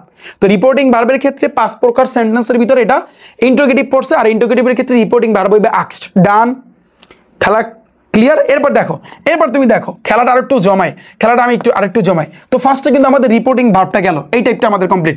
সেকেন্ড নাম্বার টাইপটা হচ্ছে কিন্তু কনজাংশন। এই যে দেখো এটা কিন্তু তোমার এই যে রিপোর্টিং ভার্বের ভিতরে ইন্ট্রোগেটিভের ভিতরে পড়ছে, এই জন্য আমরা আক্স দিছি। সেকেন্ড স্টেপে বা সেকেন্ড নাম্বার টাইপে কনজাংশন। তুমি দেখো কনজাংশনের ক্ষেত্রে আমরা কিন্তু এই জিনিসটা কিন্তু জানি, আমরা এটা শিখছি যে ভাইয়া যে কনজাংশনের ক্ষেত্রে 5 প্রকার সেন্টেন্স দিয়ে কাজ করতে হয়। ইন্ট্রোগেটিভ যদি থাকে WS অথবা ইফ বসাইতে হবে। এবার সাবজেক্ট WS অথবা ইফ বসাইতে হবে। আচ্ছা, তাহলে তুমি একটু খেয়াল করো, এখানে তুমি এখন কি বসাইতে পারো ভাইয়া? এখানে তুমি এখন কি বসাইতে পারো? টিচার আস্কড, কাকে বলছে বলো তো? এটা একটু লিখে দিবা, ভালো হবে। এই যে সুস্মিতা, তাহলে তুমি লেখো এই যে সুস্মিতা, সুস্মিতাকে বলছে। ওকে, এটা আমাদের গেল, এতটুকু আমরা কাজ করলাম। এখন আমরা বসাবো কনজাংশন। কনজাংশন আমাদের WS বসবে অথবা ইফ বসবে। তুমি দেখো যদি সেন্টেন্সের ভিতরে WS থাকে তাহলে WS হবে, যদি না থাকে তাহলে ইফ। এটা যেহেতু ইন্ট্রোগেটিভ সেন্টেন্স, যেহেতু এখানে WS আছে তাহলে ওইটাই বসবে, যে হোয়ার। এই যে আমি হোয়ার বসাই দিলাম, WS আমি বসাই দিছি, ডান। তো আমরা আমাদের এই কিন্তু সেকেন্ড স্টেপ ডান। এরপর আসি কিন্তু ভাইয়া আমাদের এখন থার্ড স্টেপটা চিন্তা করতে হবে। থার্ড স্টেপটা কি ছিল? পার্সন। আমরা কিন্তু জানি যদি ফার্স্ট পার্সন হয় ফলো দ্য সাবজেক্ট, সাবজেক্টকে ফলো করবে। সেকেন্ড পার্সন হইলে ফলো দ্য অবজেক্ট, অবজেক্টকে ফলো করবে। থার্ড পার্সন হইলে কোনো পরিবর্তন হবে না। তো আমরা দেখি খেলাটা একটু জমাই, ঠিক আছে? খেলাটা একটু ভাইয়া জমাই। তাহলে তুমি খেয়াল করো, খেয়াল করো এখানে এখানে কি আছে পার্সনের ভিতরে, এখানে কি আছে? যে হোয়ার কোথায়? Where will you, where will you, এখানে কিন্তু ইউ আছে, ইউ আছে। তাহলে এখন তুমি চিন্তা করো এই ইউ পার্সনের ভিতরে কোনটা? পার্সনের ভিতরে কোনটা ইউ, ইউ কোনটা সেকেন্ড পার্সন। আর সেকেন্ড পার্সন যদি হয় আমরা কিন্তু জানি অবজেক্টকে ফলো করবে। খেয়াল করি থার্ড স্টেপে যদি সেকেন্ড পার্সন হয় ফলো দ্য অবজেক্ট, অবজেক্টকে ফলো করবে। তো ইউ দ্বারা কাকে বুঝাইছে বলো তো? সুস্মিতাকে। তাহলে সুস্মিতার পরিবর্তে এখন আমাদের কি বসাইতে হবে বলো? হি না সি? সি। তাহলে হোয়ার সি। ডান এতটুকু বুঝছো? হোয়ার সি এতটুকু বুঝছো? তাহলে তুমি দেখো এতটুকু লাইনের ভিতরে আমাদের প্রথমে রিপোর্টিং ভার্ব গেছে, সেকেন্ড নাম্বার আমাদের কনজাংশন গেছে, থার্ড নাম্বারে মানে হচ্ছে 3 নাম্বার টাইপে কিন্তু আমাদের পার্সন গেছে। এখন আসি 4 নাম্বার টাইপ। 4 নাম্বার টাইপে কি ছিল ভাইয়া? টেন্সের পরিবর্তন। টেন্সের পরিবর্তন কি শিখাইছি? প্রেজেন্ট থাকলে হইবে পাস্ট, অর্থাৎ প্রেজেন্ট ইনডিফিনিট হইলে পাস্ট ইনডিফিনিট হইবে। আবার পাস্ট যদি থাকে তাহলে পাস্ট ইনডিফিনিট থাকলে পাস্ট পারফেক্ট, পাস্ট কন্টিনিউয়াস থাকলে পাস্ট পারফেক্ট কন্টিনিউয়াস, ফিউচার থাকলে শ্যাল থাকলে শুড, উইল থাকলে উড, আর মডাল ভার্ব থাকলে এগুলা। তো এখন তুমি বলো ওখানে কোনটা আছে? আমি দেখছি কিন্তু উইল আছে, তাহলে উইল থাকলে তোমার কিন্তু উড বসবে। তুমি একটু ভালো করে দেখো, একটু ভালো করে দেখো, একটু ভালো করে দেখো, এখানে কিন্তু উইল আছে, উইল আছে, উইল আছে। হ্যাঁ, তাহলে এখানে এই উইলের পরিবর্তে এখন আমার এখানে উড বসবে। কি ভুল লিখলাম আমি? আমি কি এখানে ভুল লিখছি? এখানে ভাইয়া তোমার সলিউশনটা দেওয়া আছে, তুমি দেখো এই জায়গাতে কিন্তু তোমার সলিউশন দেওয়া আছে। এই যে দেখো, the teacher asked Susmita where she would get admission. এই যে দেখো, এই যে দেখো আমার ঠিক আছে। তাহলে ন্যারেশনের ক্ষেত্রে 5টা যে টাইপ অলরেডি আমাদের 5টা টাইপ বসানো শেষ। আমি আবার বলতেছি, এখন তুমি বলবা এরপর কি লিখবো? এবার বাকি যা আছে দেখে দেখে লিখবা। এই তো কি আমাকে বুঝাও, ন্যারেশন কি আদৌ কঠিন? কঠিন না, যদি তুমি রিফাত ভাইয়ার 5টা টাইপ শিখতে পারো। সহজ কথা। আমি আবারও বলতেছি, একটু আবারও রিপিট করতেছি। প্রথমে আসি দ্য টিচার, এটা বসাইলাম। এই আস্কড কি আমরা জানি 5টা টাইপের ভিতরে প্রথমটা হইছে রিপোর্টিং ভার্ব বসাইতে হবে। আমরা দেখতে পাচ্ছি সেন্টেন্সটা হচ্ছে কিন্তু ইন্টারোগেটিভে। ইন্টারোগেটিভ যদি থাকে রিপোর্টিং ভার্ব হিসাবে আস্কড বসবে। পয়েন্ট নাম্বার 1 টাইপ 1 খেলা শেষ। এটা কিন্তু তোমার টাইপ 1, টাইপ 1 এর খেলা গেছে। ওকে, এবার কি আস্কড কাকে বলছে? সুস্মিতা, সুস্মিতা। এবার আমরা জানি কনজাংশনের পরিবর্তন হবে, মানে কনজাংশন হবে। আমরা জানি 5 প্রকার সেন্টেন্সের ভিতরে ইন্টারোগেটিভ যদি থাকে তাহলে কনজাংশন হয় ডাব্লিউএস না হয় ইফ বসে। যদি ডাব্লিউএস থাকে তাহলে ডাব্লিউএস হইবে, যদি না থাকে তাহলে ইফ। যেহেতু আছে এজন্য কিন্তু এখানে ডাব্লিউএস অর্থাৎ হোয়ার বসছে। তার মানে এটা হচ্ছে কিন্তু আমাদের টাইপ নাম্বার 2 খেলা শেষ। এবার আসি কিন্তু পরে কি জানি আমরা 3 নাম্বার টাইপ আছে কিন্তু ভাইয়া পার্সন। পার্সনের পরিবর্তনটা কি ছিল? যদি ফার্স্ট পার্সন হয় ফলো দ্য সাবজেক্ট, সাবজেক্টকে ফলো করবে। সেকেন্ড পার্সন হলে ফলো দ্য অবজেক্ট, অবজেক্টকে ফলো করবে। আর যদি তোমার ভাইয়া থার্ড পার্সন হয় কোনো পরিবর্তন হবে না। তাহলে তুমি একটু চিন্তা করো যে এখানে উইল ইউ, এই যে ইউ এর পরিবর্তে একটু তোমার এখানে বুঝতে হবে যে ইউ দ্বারা এখানে কাকে বুঝাইছে। পার্সনের ক্ষেত্রে এই জিনিসটা একটু মাথায় রাখবা যে ইউ দ্বারা কাকে বুঝাইছে? সুস্মিতাকে। তাহলে এই সুস্মিতাকে তুমি এখানে লিখতে পারবা? সুস্মিতা তো একবার লেখছো, আবার কি লিখতে পারবা না? এই জন্য তোমার সি বসাইতে হইবে। তাহলে এটা হচ্ছে কিন্তু আমাদের টাইপ নাম্বার 3 পার্সন গেল। এরপর কি ভাইয়া বলো? টাইপ নাম্বার 4 কি? টাইপ নাম্বার 4 হচ্ছে কিন্তু আমাদের যে ভাইয়া যে টেন্সের পরিবর্তন। তুমি দেখতে পারতেছো উইল আছে, উইল থাকলে আমরা জানি উড বসে। এটা কিন্তু আমাদের টাইপ নাম্বার 4 গেছে। ডান। আচ্ছা, এখন আমাদের আরেকটা টাইপ আছে, লাস্ট টাইপ, সেটা হচ্ছে অ্যাডভার্বিয়াল অফ টাইম। যদি থাকে তাহলে তুমি বসাবা। তুমি দেখো আসছে কিনা। তাহলে আমাদের গেল হোয়ার শি উড। এবার এই যে গেট, দেখে দেখে লেখো gate admission, SSION admission after your HS examination. আমি আফটার লিখে দিচ্ছি। আফটার ইউর, এই ইউর দ্বারা কাকে বুঝাইছে? এইখানে কিছু কিছু পয়েন্ট আছে ভিতরে। যেমন এখানে দেখো ইউর পরিবর্তে সি বসাইছে। আর ইউর দ্বারা কি হইবে? ইউ মানে কি? তুমি দ্বারা এখানে সুস্মিতাকে বুঝাইছে, এই জন্য ইউর পরিবর্তে আমি সি দিছি। আর ইউর মানে কি? তোমার দ্বারা এখানে কাকে বুঝাইছে? সুস্মিতাকে বুঝাইছে। ইউরের পরিবর্তে তোমার এখন হার বসাইতে হবে। হার, ইউরের পরিবর্তে এখন তোমার হার বসাইতে হবে। তাহলে এই হার, এরপর কি? HSC examination. ডাউট ক্লিয়ার ভাইয়া? এই জিনিসটা যারা বোঝো না ক্লাস ব্যাক করে দেখে আসো। আমি আবার বলতেছি, রিকোয়েস্ট করতেছি, এই জিনিসটা যারা বোঝো না ক্লাস ব্যাক করে দেখে আসো। এরপর দেখো do you have any choice, আবারও প্রশ্ন করছে। যেহেতু আবারও প্রশ্ন করছে, এখন তুমি এই জন্য এখানে একটা অ্যান্ড দিছো, তাই না? তাহলে এরপর কি হবে? আমরা এখন স্টেপগুলো আবার চিন্তা করবো, টাইপগুলো আবার চিন্তা করবো। প্রথমে হচ্ছে কিন্তু রিপোর্টিং ভার্ব, যেহেতু এটা হচ্ছে ইন্টারোগেটিভ, তার মানে এখানে আস্কড হবে অ্যান্ড আস্কড। ওকে, অ্যান্ড কি হবে? অ্যান্ড আস্কড কাকে বলছে বলো তো? অ্যান্ড আস্কড কাকে জিজ্ঞেস করছে? সুস্মিতাকে।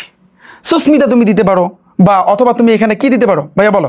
And asked. এখন তুমি কি দিতে পারো?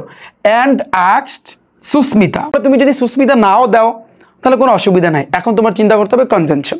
তো কনজাংশন তোমার কি বসবে আমরা জানি, এখানে হয় ডাব্লিউএস অথবা ইফ বসবে, তাই না? তাহলে তুমি দেখো যেখানে কিন্তু ডাব্লিউএস নেই, তার মানে কিন্তু ইফ বসবে। অ্যান্ড আস্কড ইফ, ইফের পরে কিন্তু তোমার খুঁজতে হবে কিন্তু পার্সন, পার্সনের পরিবর্তন। যেমন এখানে ইউ দেওয়া আছে, তার মানে এখন তোমার কিন্তু শি বসবে, ইফ শি। এরপর তোমার খুঁজতে হবে ভাইয়া টেন্স। তুমি দেখো এখানে কিন্তু হ্যাভ আছে, তো হ্যাভ যদি থাকে এটা তোমার কিসে আছে, এটা তোমার কিসে আছে, প্রেজেন্টে আছে। আমরা জানি প্রেজেন্ট থাকলে পাস্ট হয়, তাহলে হ্যাভ আছে তার মানে হ্যাড হইবে, শেষ।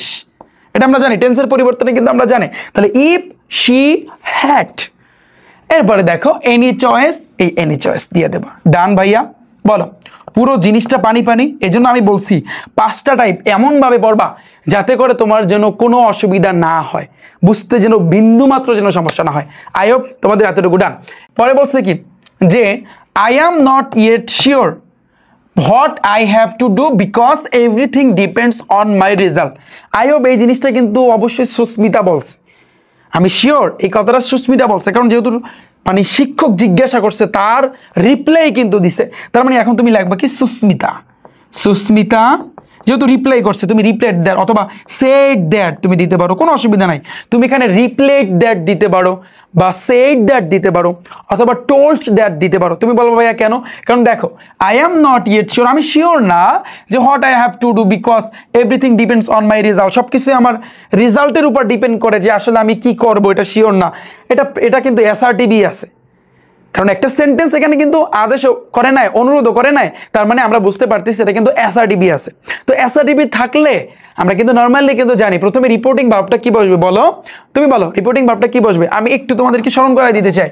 এই যে দেখো টাইপ 1 আমরা কিন্তু শিখছি যদি অ্যাসার্টিভ থাকে তখন আমাদের কিন্তু টোল্ড অথবা সেট অথবা রিপ্লেট এটা তোমার দিলেই হবে। তুমি টোল্ড অথবা সেট দিয়ে দাও। তাহলে অ্যাসার্টিভে যদি থাকে তাহলে তোমার কি বসাইতে হবে ভাইয়া, টোল্ড অথবা সেট। যে সুস্মিতা সেট, তাহলে এবার হয়েছে কিন্তু কনজাংশন। রিপোর্টিং ভার্ব গেল, সেকেন্ড হচ্ছে কনজাংশন। অ্যাসার্টিভে যদি থাকে কনজাংশন হয় দ্যাট, তাহলে সেট দ্যাট। আচ্ছা এবার হচ্ছে কিন্তু ভাইয়া তোমার পার্সন। পার্সনটা কি হবে যে I am not yet sure, আমি শিওর না। তাহলে তুমিই বলো এখন এইখানে পার্সনটা আসলে কি হইতে পারে। তো আই দিছে, এটা কিন্তু তোমার হচ্ছে কিন্তু আই যদি থাকে অর্থাৎ এটা কি ফার্স্ট পার্সন, তাহলে ফার্স্ট পার্সনটা কি করবে, ফলো দ্য সাবজেক্ট, সাবজেক্টকে ফলো করবে। তাহলে যেহেতু তুমি দেখতে পারতো সেখানে আই আছে, I first person, follow the subject, সাবজেক্টকে ফলো করবে। আমরা জানি আই যদি থাকে, আই মানে আমি দ্বারা কাকে বুঝাইছে, সুস্মিতাকে। সুস্মিতা কি মহিলা বা স্ত্রী, এজন্য কিন্তু সেড দ্যাট শি হবে। ওকে, এটা গেল।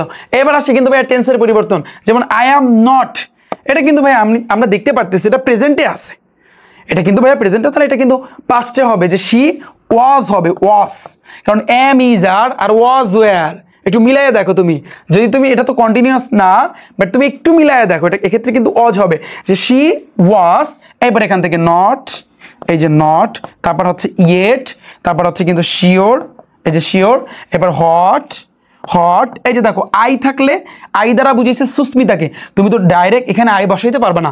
তো আইয়ের পরিবর্তে ওই যে সুস্মিতার পরিবর্তে শি লিখতে হবে, যে she, say, have to do. এইখানে পরের সেন্টেন্সটা একটু খেয়াল করো, আই হ্যাভ টু ডু, যেহেতু হ্যাভ আছে এটাও কিন্তু প্রেজেন্ট আছে, প্রেজেন্ট থাকলে ভাইয়া পাস্ট, তাহলে হ্যাভ থাকলে হ্যাড হবে। শি হ্যাড, তারপর এই যে টু, তারপর এই ডু, তারপর হচ্ছে কি because, BECAUSA, because everything EV. তোমরা বলতে পারো ভাইয়া হাতের লেখা তো আমার আগের ডিম বাগের ডিম হচ্ছে, তাই না? আমি খুব দ্রুত লিখতেছি জাস্ট তোমাদের, এটা জাস্ট তোমাদের বোঝানোর জন্য, এই জন্য হজা বলা হচ্ছে, একটা তেলা পোকা ছেড়ে দিলে যেভাবে হয় না সেরকম কিন্তু আমি লিখতেছি। তো এভরিথিং ডিপেন্ডস, সব কিছুই কিন্তু তোমার নির্ভর করে অন, এই যে অন দিলাম, এই মাই দ্বারা বুঝাই সুস্মিতার কথা বলছে। মাই থাকলে কি হবে, হার হবে, হিজ না, কিন্তু হিজ যদি বসাই তাহলে পুরুষ বুঝাবে, হার বুঝাইলে, হার যদি তুমি লেখো তাহলে স্ত্রী বুঝাবে, হার। তারপর হচ্ছে কিন্তু রেজাল্ট। ডান ভাইয়া, বুঝছো? তো ন্যারেশনটা আমি তো ইজি করে দিলাম, বাট ভাইয়া তোমার এখন বেশি করে প্র্যাকটিস করতে হবে। তুমি প্র্যাকটিস না করলে আদৌ কিন্তু তুমি বুঝতে পারবে না। দেখো আয়ের পরিবর্তে আমি এখানে শি বসাইছি, তুমি দেখো এবার মায়ের পরিবর্তে আমি এখানে হার বসাইছি। এই ছোট্ট ছোট্ট জিনিসে তুমি ভুল করবা, তো এই ভুলটা যেন না করো, এই জন্য আমি বলছি যে একটু বেশি বেশি করে ভাইয়া তোমরা প্র্যাকটিস করবা। তোমরা জানো যারা এইচএসসি লেভেল স্টুডেন্ট আছো ভাইয়া, তোমাদের জন্য অলরেডি কিন্তু আমি একটা কোর্স চালু করছি। তোমাদেরকে আমি যদি একটু দেখাই, ইংলিশ ফার্স্ট পেপার এবং সেকেন্ড পেপার, যেই কোর্সের ফি একেবারে স্বল্প মূল্য, মাত্র 410 টাকায় তোমার ইংরেজি প্রথম পত্র এবং দ্বিতীয় পত্র এইচএসসি লেভেলের ফুল কভার হয়ে যাচ্ছে। আর কোনো টাকা দিতে হবে না। তুমি বলো ভাই এত কম প্রাইসে আপনার কোর্স, কারণ হচ্ছে আমি সবার দিক চিন্তা করে আমি এই কোর্সটা কিন্তু কোর্সের ফিটা রাখছি। এখানে মধ্যবিত্ত ফ্যামিলি কিন্তু স্টুডেন্ট আছে, আমি নিজে কিন্তু একজন মধ্যবিত্ত ফ্যামিলির স্টুডেন্ট, ঠিক আছে। তো এই কারণে কিন্তু আমি সবার দিক চিন্তা কইরা আমি কিন্তু জিরো টু হিরো ইংরেজি প্রথম এবং দ্বিতীয় পত্র যারা এইচএসসি 2026 সালে এইচএসসি পরীক্ষা দিবা এবং 27 সালে যারা এইচএসসি পরীক্ষা দিবা ভাইয়া তোমাদের জন্য কিন্তু আমি এই কোর্সটা চালু করেছি, যে কোর্সের ফি মাত্র 410 টাকা। এই কোর্সে আমি তোমাদের ইংরেজি প্রথম পত্রে মেইন বুকের সব কিছু আমি কভার করে দিব। প্রথম পত্রে ইংলিশ ফার্স্ট পেপারে, ইংলিশ সেকেন্ড পেপারে যে গ্রামারের অল টপিক, এরপরে আমরা ফার্স্ট পেপার সেকেন্ড পেপার মিলিয়ে আমরা বোর্ড কোশ্চেন প্র্যাকটিস করবো প্রায় 400-র মতো। পিডিএফ থাকবে, নোট থাকবে, সব কিছু থাকবে। এবং তোমরা যদি ইচ্ছা করো যে আমি কিন্তু আইসিটি পড়াই, তোমরা জানো আইসিটি ক্লাস আমি নিয়ে আসতেছি, এই আইসিটি এবং ইংরেজি প্রথম এবং দ্বিতীয় পত্র দুইটা একসাথে ভর্তি হইতে পারো। যদি একসাথে ভর্তি হও তাহলে একটা বৃত্তির ব্যবস্থা আছে, অর্থাৎ তোমাদের আইসিটি এবং ইংরেজি প্রথম এবং দ্বিতীয় যখন কোর্সটা শেষ হবে তারপর তোমাদেরকে একটা পরীক্ষা নিব। ওই পরীক্ষায় যে প্রথম হবে তাকে ল্যাপটপ, যে দ্বিতীয় হবে তাকে একটা স্মার্টফোন, যে তৃতীয় হবে তাকে একটা স্মার্ট ওয়াচ, যে চতুর্থ হবে তাকে হচ্ছে কিন্তু ক্যালকুলেটর। এছাড়াও পঞ্চম থেকে 20তম পুরস্কার থাকবে হচ্ছে কিন্তু ভাইয়া 500 টাকা করে। তোমরা চাইলে এই দুইটা একসাথে কিন্তু ভর্তি হইতে পারো। তুমি বলবা ভাইয়া আইসিটির জন্য কোর্সের ফি কত? এটারও কোর্সের ফি মাত্র 410 টাকা আইসিটি, আর ইংরেজির জন্য হচ্ছে 410 টাকা। যদি দুইটা একসাথে কম্বো আকারে কেনো তাহলে মাত্র 720 টাকা দিলেই তোমার এই ভর্তি হইতে পারবা এবং এই পরীক্ষায় অংশগ্রহণ করতে পারবা। সো আমি আশা করি তোমরা সবাই ভাইয়া বুঝতে পেরেছো। এবং আমি এটা তোমাদেরকে আমি চ্যালেঞ্জ দিচ্ছি এবং কথা দিচ্ছি, আইসিটি এবং ইংরেজি প্রথম এবং দ্বিতীয় পত্রে আমি তোমাদেরকে প্রো বানাই দেবো ইনশাল্লাহ, ঠিক আছে। পুরো এইচএসসি জার্নিতে আইসিটি এবং ইংরেজি পুরোপুরি ভাইয়া তোমাদেরকে কভার করে দিব। সো তোমরা যদি বলো যে ভাই আমরা কিভাবে আসলে ভর্তি হব, ভর্তি হওয়ার জন্য তোমার ফোনের মধ্যে ক্রোম ব্রাউজার আছে না, তো ক্রোম ব্রাউজারে গিয়া রিফাত একাডেমি অথবা রিফাত একাডেমি লিখে সার্চ দিবা। সার্চ দিলে শুরুর দিকে কিন্তু আমার ওয়েবসাইটটা কিন্তু আসবে। তো এখানে যদি তুমি ক্লিক করো, একটু ভাইয়া নিচের দিকে যাবা, নিচের দিকে গেলে তুমি দেখতে পারবা, একটু নিচের দিকে যাবা, এই যে দেখতে পারবা এই যে এইচএসসি 26-27 লেখা আছে। দেখো এইচএসসি আইসিটি এবং ইংরেজি প্রথম এবং দ্বিতীয় পত্র যে কোর্সটা, এখানে দেখো উইন প্রাইজ লেখা আছে। তুমি এই কোর্সে কিন্তু ভর্তি হতে পারো। মানে আমাদের ক্লাস কিন্তু শুরু হবে 1 নভেম্বর 2025 সালে। 1 নভেম্বর থেকে তুমি যে কোনো টাইমে ভর্তি হতে পারো এবং তুমি যদি পরবর্তীতে ভর্তি হও ক্লাসগুলো সুন্দরভাবে সাজানো থাকবে। এটা কিন্তু এইচএসসি 26 এবং 27 সালে যারা পরীক্ষা দিবা, পরবর্তী ব্যাচে যারা স্টুডেন্ট যারা আছে, যারা আমার এখন ক্লাসটা দেখতেছো, তোমাদের জন্য সেমভাবে কিন্তু ভাইয়া কোর্স চালু করা হবে। তোমরা ওয়েবসাইটে যাবা, যখনই তুমি আমার এই ক্লাসটা দেখো না কেন একটু ওয়েবসাইটে গিয়া তুমি একটু চেক করে আসবা যে তোমাদের ব্যাচ আছে কি নাই। পরবর্তী যারা 2028 সাল 29 সালে যারা তোমরা হচ্ছে এইচএসসি পরীক্ষা দিবা। সো আমি আশা করি তোমরা সবাই এটা বুঝছো। আচ্ছা, এতটুকু আমাদের ডান। এখন আমাদের ফিনিশিংটা একটু দেখো ভাইয়া, ফিনিশিংটা একটু দেখো। ফিনিশিং কি বলছে যে ইউ শুড, তোমার উচিত হ্যাভ চয়েস, পছন্দ করা, বি পজিটিভ অ্যান্ড অপটিমিস্টিক। এখন দেখো এই অপটিমিস্টিক এটা কি বলতে পারে, যেহেতু এখানে কিন্তু সুস্মিতা বলছে তার টিচারের কথার উত্তর দিছে, তাহলে অবশ্যই এই কথাটা আবার টিচার বলছে। দ্য টিচার লেখো, এখান থেকে কি লেখো, দ্য টিচার, তাহলে শিক্ষকে যেহেতু আবার বলছে যে তোমার উচিত, তাহলে তুমি চিন্তা করো এখন আমাদের প্রথম যেই কাজটা সেটা হচ্ছে রিপোর্টিং ভার্ব। তো রিপোর্টিং ভার্ব এই যে সেন্টেন্সটা তুমি দেখো, ইউ শুড হ্যাভ চয়েস, তোমার পছন্দ করা উচিত, পজিটিভ ভালো দিক। এখন এটা শিক্ষক যদি কোনো শিক্ষার্থীকে কথা বলে তাহলে অবশ্যই এটা কি বোঝায়, এটা কি আদেশ করছে সে, এটা কি আদেশ করছে সে, তুমি বলতে পারবা না অনুরোধ করছে, বলো এটা কি অনুরোধ করছে না আদেশ করছে না উপদেশ দিছে। আই হোপ আমি যেটা মনে করতেছি, যেহেতু শিক্ষক একজন শিক্ষার্থীকে বলছে তাহলে অবশ্যই এখানে হয়তোবা উপদেশ দিছে, অ্যাডভাইসড করছে। তুমি এখানে অ্যাডভাইস লাগাইতে পারো, ওকে। কারণ রিপোর্টিং ভার্ব হিসাবে আমরা এটা কিন্তু ইম্পারেটিভ সেন্টেন্স আমরা ধরে নিব। তো এই জন্য আমরা এখন কি লিখবো, দ্য টিচার অ্যাডভাইসড। তাহলে তুমি খেয়াল করো, অ্যাডভাইসড। উপদেশের ক্ষেত্রে আমরা ধরে নিছি এটা হচ্ছে একটা সেন্টেন্স, আমরা এটা ধরে নিছি। ইম্পারেটিভের ক্ষেত্রে আমরা উপদেশ বুঝালে অ্যাডভাইস দিব, তাহলে কনজাংশন হিসাবে ইম্পারেটিভ সেন্টেন্সে তোমার টু বসাইতে হবে। অ্যাডভাইসড হার, এটা আগে তুমি দিয়ে নেবা, তারপর তুমি টু বসাবা, ঠিক আছে। কারণ তোমার আগে বুঝতে হবে যে অ্যাডভাইসটা কাকে করছে, অ্যাডভাইসটা কাকে দিছে, এটা তোমার আগে কিন্তু বসাইতে হবে। এই জন্য আগে তুমি হার দিবা, সুস্মিতার পরিবর্তে তুমি হার দিছো, এরপর তোমার কনজাংশন হিসাবে টু আসবে, গেল। এবার তোমার কিন্তু পার্সন অনুযায়ী তোমার চিন্তা করতে হবে, হ্যাভ এ চয়েস দিবা। দাঁড়াও একটু ওয়েট, হ্যাভ এ ভাইয়া তুমি কি দিবা, চয়েস দিবা, ওকে। এরপর দেখো, এরপর কিন্তু আবারও বলছে বি পজিটিভ অ্যান্ড অপটিমিস্টিক। তাহলে অপটিমিস্টিক যেহেতু আবার বলছে, তার মানে টিচার যেহেতু আবার কথা বলছে, তাহলে আমি দিব অ্যান্ড অলসো, এটা কিন্তু অ্যাডভাইস দিচ্ছে, and also advised, and also advised, আমি টু দিয়া দিতে পারি বা অ্যাডভাইসড হার দিতে পারি, হার টু কে। এবার দেখো এখানে কি বলছে, এখানে কিন্তু ওরা বলছে বি পজিটিভ, এখানে এটা দেখে দেখে লেখো, এটা দেখে লিখে লেখো যে to be positive, positive and তোমার অপটিমিস্টিক, এই অপটিমিস্টিক। ভাইয়া দেখো আমরা কিন্তু অর্থ আমাদের লাগছে, সামথিং লাগছে, দেখো আমাদের কিন্তু ফুল কাভার হয়ে গেল। আই হোপ তোমরা বুঝতে পেরেছো। ওকে, এখন তোমরা অনেকেই বলবা এই জায়গাতেও তো আপনি এটা সেটা অনেক কিছুই মানে হচ্ছে বসান নাই। দেখো তো ন্যারেশনের ক্ষেত্রে সব জায়গায় যে সেম এগুলোই যে বসাইতে হবে এরকমটা না, এমনি তুমি নিয়ম অনুযায়ী যদি বসাও কোনো অসুবিধা নাই, তোমার ভুল হবে না। কিন্তু ধরো করতে করতে করতে করতে তুমি দেখবা তুমি একটা কিছু যদি বাদ দাও অসুবিধা নাই, অসুবিধা ভাইয়া কিন্তু আহামরি অসুবিধা নাই, ঠিক আছে। সো আমি আশা করি তোমরা সবাই বুঝতে পেরেছো। এই ছিল কিন্তু ভাইয়া তোমার ন্যারেশন। আজকে আমরা ঢাকা বোর্ডটা 2023-এ আসছে, এটা কিন্তু আমরা কমপ্লিট করে ফেললাম। সো এইভাবে যারা আমার ব্যাচে ভর্তি হবা, তোমাদের প্রায় প্রত্যেকটা আইটেম গ্রামারের তোমার হচ্ছে 20 থেকে 30টা কিন্তু আমি বিগত বছরেরটা কিন্তু তোমাদেরকে সলভ করে দিব। এরই সাথে সাথে কিন্তু ভাইয়া যারা আমার বইটা নিবা জিরো টু হিরো, যারা 2026 সালের পরে যখন আমার এই ক্লাসটা দেখবা, তোমরা কিন্তু ভাইয়া এই বইটা নিতে পারবা। একটু আমার ওয়েবসাইটে কিন্তু ভিজিট করবা। এই বইটা নিলে জাস্ট কিউআর কোডটা স্ক্যান করলে তুমি বিগত বছরের এই যে প্র্যাকটিস ক্লাসগুলো কিন্তু ভাইয়া দেখতে পারবা। তো এই ছিল ভাইয়া, এবং স্পেশালি 2026 এবং 27 সালে যারা এসএসসি পরীক্ষা দিবা ভাইয়া, তোমরা ইচ্ছা করলে আমার কোর্সে ভর্তি হয়ে যেতে পারো। সো ক্লাস কিন্তু ভাইয়া শুরু হতে যাচ্ছে এবং এবার কিন্তু একটা খেলা হবে। সো আমি আশা করি এখন ন্যারেশন ভাইয়া তোমাদের ফুল কমপ্লিট। এখন তোমরা একটু বিগত বছরেতে একটু কষ্ট করে প্র্যাকটিস করো, দেখবা ওভারঅল মোটামুটি ভাইয়া ডান। আমি আশা করি তোমরা সবাই বুঝতে পেরেছো। সো আজকের ক্লাসটা পুরোটাই পানি পানি কিনা একটু কমেন্টে আমাকে জানাবা। পরবর্তী লেকচার কিসের উপর যাচ্ছ একটু ভাই সবাই জানিও, এবং সাথী তাইকেও রিফাত একাডেমি ইউটিউব চ্যানেল এবং ফেসবুক পেজের। আল্লাহ হাফেজ।